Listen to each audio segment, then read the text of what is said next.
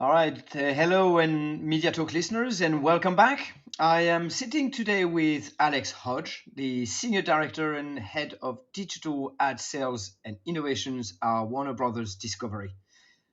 Alex, hello and welcome. Hello, thanks for having me on. It's a pleasure. Um, Alex, maybe for those who do not know you, maybe you want to present yourself. Let us know what you do with this Sure. long title. Yeah, long and loose title, I'd say. I've got a really nice role over at Discovery and Warner Brothers Discovery, and I'm very fortunate to be across our digital. Let me sort of kick off. Sorry. Do you mind if we go to the top? Just Yeah, ask. that's fine. Yeah, Yeah, sorry. go ahead. Go ahead. So, Uh, um, yeah, go for it. so over at Warner Brothers Discovery, I'm very fortunate to have quite a wide remit. Essentially, my team are responsible for the end-to-end monetization of our digital portfolio, specifically in UK and Ireland, and work closely with our sort of international counterparts across multiple other regions.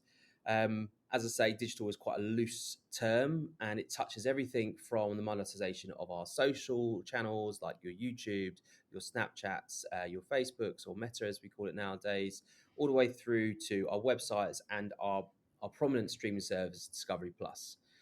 That's everything from what does the ad environment look like through to actually trading that inventory with advertisers and agencies.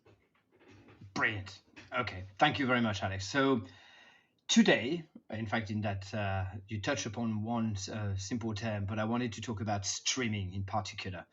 And I think there's a very deep transformation sort of taking place right now in the realm of media that is really sort of changing the way we consume and interact with content.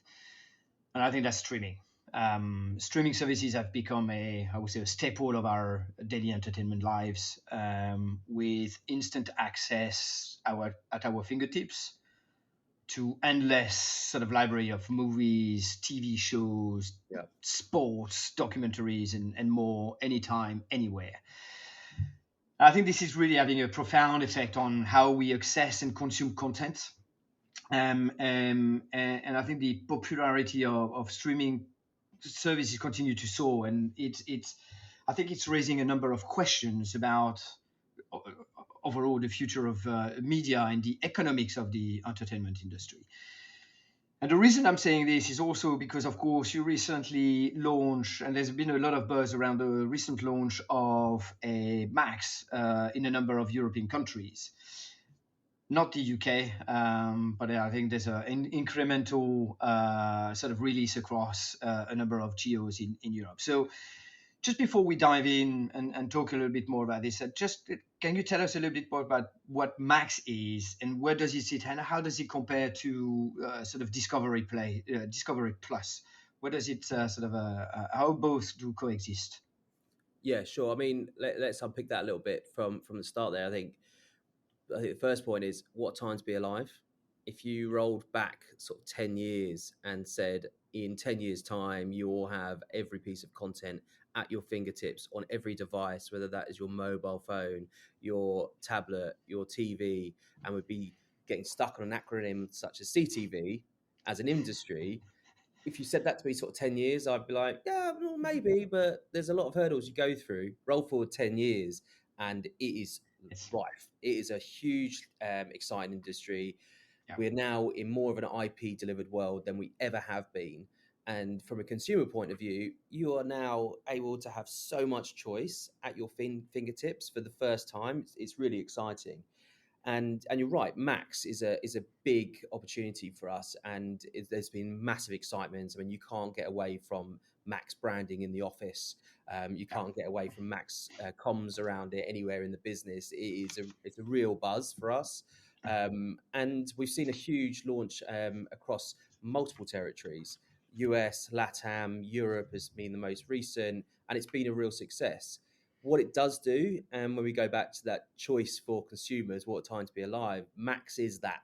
Max is the showcase of our entire breadth of offering for consumers in one place.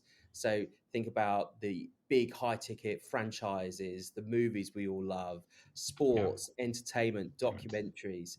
It is all of that and so much more. And I think what also is a real excitement for it is it's our ability to engage with our consumers directly. It's that on top of the opportunity for consumers to look Mm. at content in one place and access our portfolio. It is that real excitement for us as a business to then fully engage with those consumers. What do they love? When do Exactly. they love it? How much do they consume? Where should we Mm. invest into? How do we follow those users? How can we suggest more? How can we make their viewing experience the best it possibly could be? And Max is all of Totally. that and more. And there's a huge advertising element that goes with that. So in terms of you're right to call out that at the moment it's not in the UK. It's very much part of our plans. Max is coming. The Okay. final details of that are yet to be finalised, but there is excitement around it and a Mm. bit of road to get there. But yeah, from my point of view and the business, it is one of the most exciting things that I'd say we've encountered in the last few years. Okay, that's very clear. So, and I completely see the excitement around and the value here for the consumer. So, uh, so really, we're really entering that sort of streaming era, I would say. And I think major US networks have now launched a streaming service. We've got a new streaming service that have just appeared as well, on mushrooms across Europe. We've got Channel 4, you've got ITV, you've got TF1 Plus, M6 Plus, who has done exactly the same. So from a, not necessarily from a consumer perspective, but from an advertising perspective, how what does it mean for advertising, sort of trying to reach their audiences?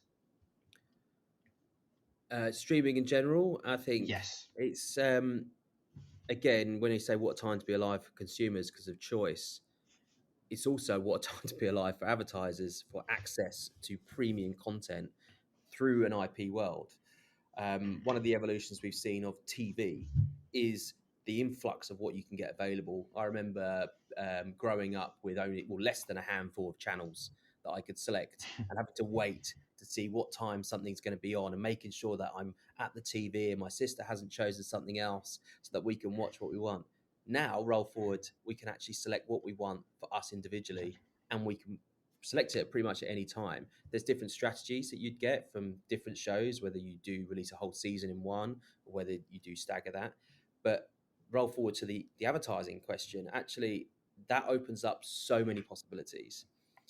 The danger is opening up so much possibilities that we feel like we should do everything, but it does open that choice. For the first time, advertisers are able to access so much more than they've ever done. Things like Yeah. frequency, transparency, trust in advertising, which we were talking to one of the team today around trust in advertising. We're seeing how much that's growing. Having access and the transparency through IP delivered TV, which streaming is an element Yeah. of that, builds advertising trust. Um, don't get me wrong, I think there's huge challenges for advertisers. There is now so much choice Much choice. that Yes. actually it's kind of where do you pick and choose? And that has accelerated, I would say, in only really the last sort of 3 or 4 years. And we've seen our model around sort of premium ad supported streaming, so subscription with a limited ad experience, now Hmm. be adopted by a lot of the other major streamers, which shows the value. Um, Yes. but ultimately, it's how do we offer consumers access to our content, provide Mm. them advertising, and how do we get that advertising right? It's got Yes. to be premium, it's got to be well curated, it's got to be high quality content, Content. and in terms of the creators of the ad, the audios, things like that, it's got to match. Yeah. But in terms of what does it offer, it offers so much choice and so many possibilities. The possibilities are endless. It's now up for us as an industry to work out what's Well, the rule book look like. yes. That's fair. Um, Totally. And I think the crafting a dedicated ad experience around sort of a streaming type of delivery, I think that's going to be another challenge as well. But Yeah. we obviously streaming, and you mentioned this. This is kind of an IP. This is an IP world. IP means digital, and digital means quite often automation, programmatic. What from a buying perspective, do you see programmatic playing a big role, or sort of or increasing an increasing role in monetizing this inventory? I think it already is, and it's going Okay. to continue to do so. Again, if you rolled back a period of years and you said you'll be able to buy TV programmatically, people would have almost laughed you out of the room. Absolutely not. And Yes. unfortunately, the word programmatically often has bad connotations, Mm. with devaluing, low price, data leakage, no guarantees, fraud. It has often has a lot of connotations with that. But I think Yes. this is where the opportunity also is. Programmatic has done so much good for digital. Hmm. It's now how can it do so much good for the For. TV sort of streaming ecosystem. And so for us, programmatic has played a key role. It's how do we utilize that? And the rule book is not the same from Mm. digital to streaming.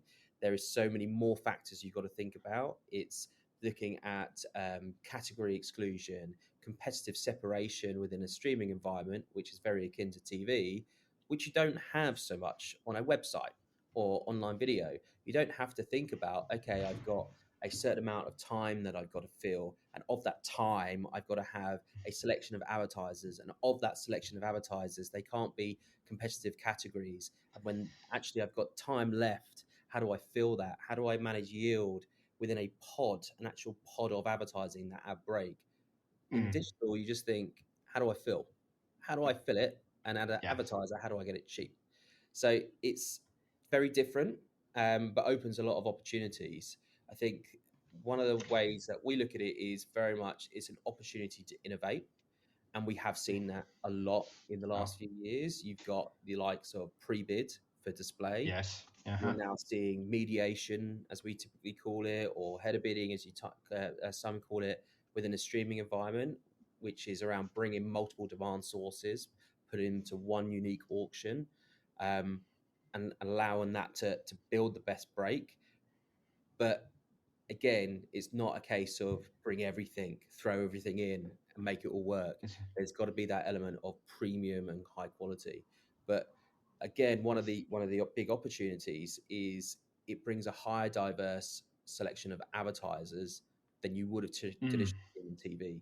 So low Yes. budget can now come Yeah. into a streaming environment.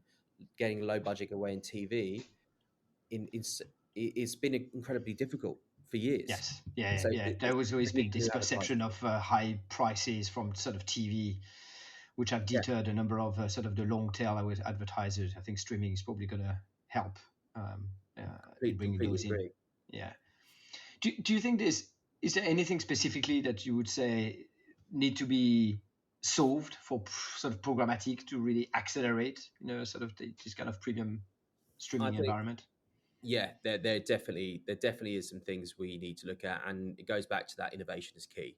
Innovation Mm. is just not building tech. Innovation is everything from standardization, and by standardization, you could look at what is a genre. Yeah. Looking at a genre on one streaming service to another, they could be different. From an advertiser that wants to try and identify a genre and target that genre, motoring versus motoring could mean different things. And so there's no standards there. And I think there's Mm. we've got a duty of care to do, um, as leaders within the industry, to sort of build that level of trust and that standardization around taxonomies and data. What is the types of data that we build? Why should we offer them? So I think Yeah. there is a whole element that we need to do around standards. Ultimately, it's education is probably the biggest thing that we need to do as a industry, and that is to each other. That is from Mm. buy side to sell side. That is from sell side to buy side. And I would say one of the um, one of the biggest challenges we have around the likes of programmatic coming in is this assumption that you can just press go and spend, Yes, and you don't need to have a relationship with a media owner. yeah. Absolutely not the case. What we Mm. see is actually where we do have relationships with the buyer side, you are able to then curate and recommend and innovate and try Mm. things. There's a lot of Mm. conversations around we need to flood the industry with data. Why? And what data? It doesn't mean we Mm. shouldn't, and it doesn't mean we should. Just because we can doesn't mean we You should. indeed should. Yeah. Yeah. A lot of people have heard me say that over and over again. It's almost It's, taking a breath, allowing revenues to grow, allowing that diverse selection of advertisers, allowing new advertisers to come in, but then looking at what are the rules and the processes around that. So education is mm. what is It's programmatic better. and what are the differences. What are the standards? That is absolutely key. And share learnings. It only works, and we will only develop this industry and Yeah. grow our entire industry if we collaborate from a buy side and a sell side and from technology. Um, a bundle Yeah. ID, for example, is not available on a set top box. Mm. If you're only Wow. buying against bundle IDs and you feel like a bundle ID by not having one is fraudulent, actually, are you communicating? So there's a lot we need to do. There's a lot we need to visualize as an industry, and that also is what really excites me. Though there's Yeah. so much to do. And I actually like this about it's not because you have automation that everything is automated. You do need this kind of face-to-face interaction relationship that with the Yeah, buy side it, and the sell side. it's It's it's utilizing the it's technology layer of okay. programmatic Yeah. and a lot of the functionality, but making it fit for TV. Mm. Yeah. Yeah. That's very good. Um, Alex, you touch upon, and I wanted to touch upon this as well, is data. And in fact, you've made the reason I wanted to touch upon this is you made some. There've been some announcements recently with the launch of your what you call first-party data platform, which combines, if I understand, data, audience intelligence, and tech solution, and which is called Oli. Um, can you just tell us in simple terms what Oli is about and what does it mean for the brands and advertisers? Yeah, I can touch upon it.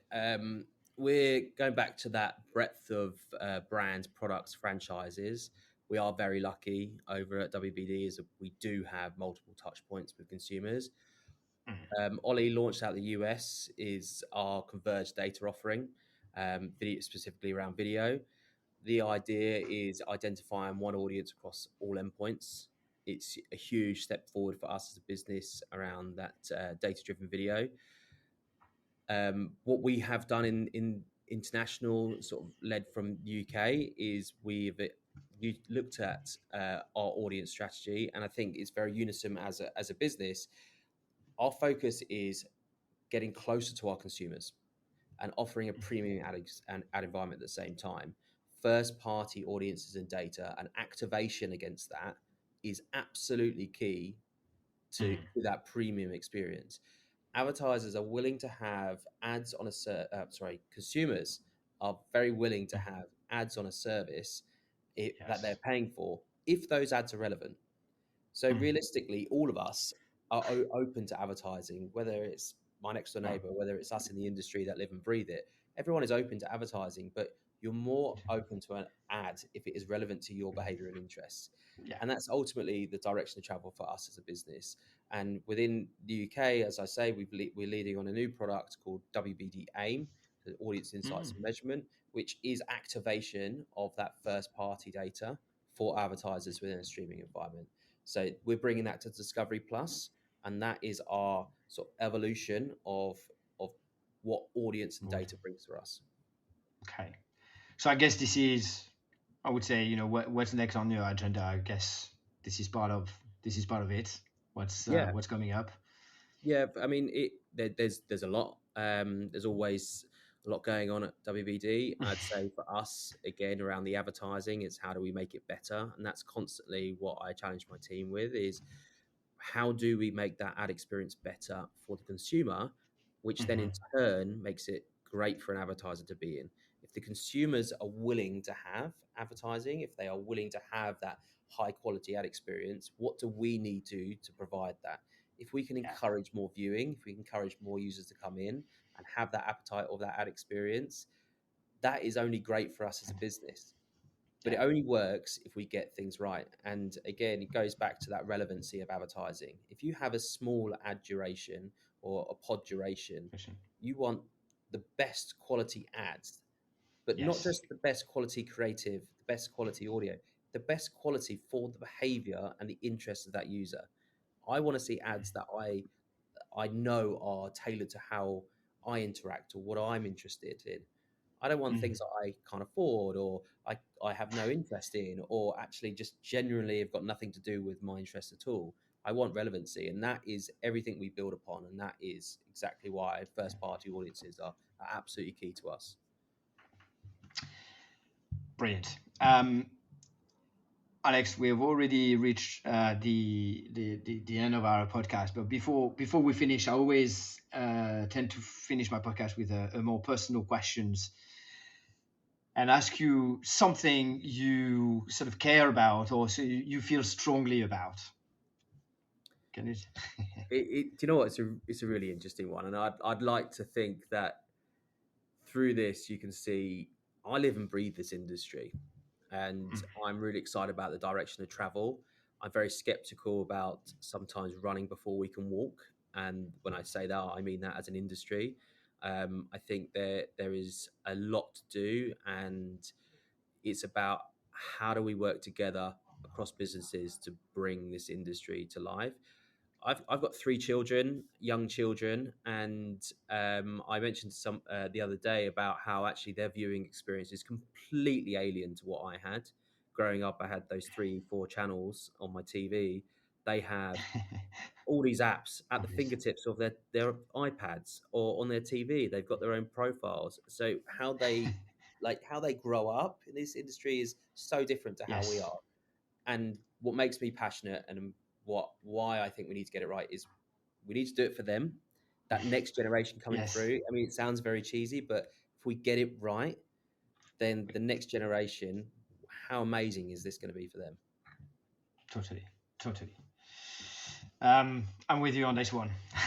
Alex, thank you ever so much for joining me today and sharing your sort of perspective. And I've heard a lot of sort of good words: education, standards, innovation, and collaboration, of course. Really enjoyed our discussions, and I hope our listeners enjoyed it too. So. I thank you very much. I Thanks for having me. wish you all the best with Discovery Plus, the new WD AIM, Oli, and the rest of it, and obviously Max. And to everyone, until next time, it's goodbye. Thanks.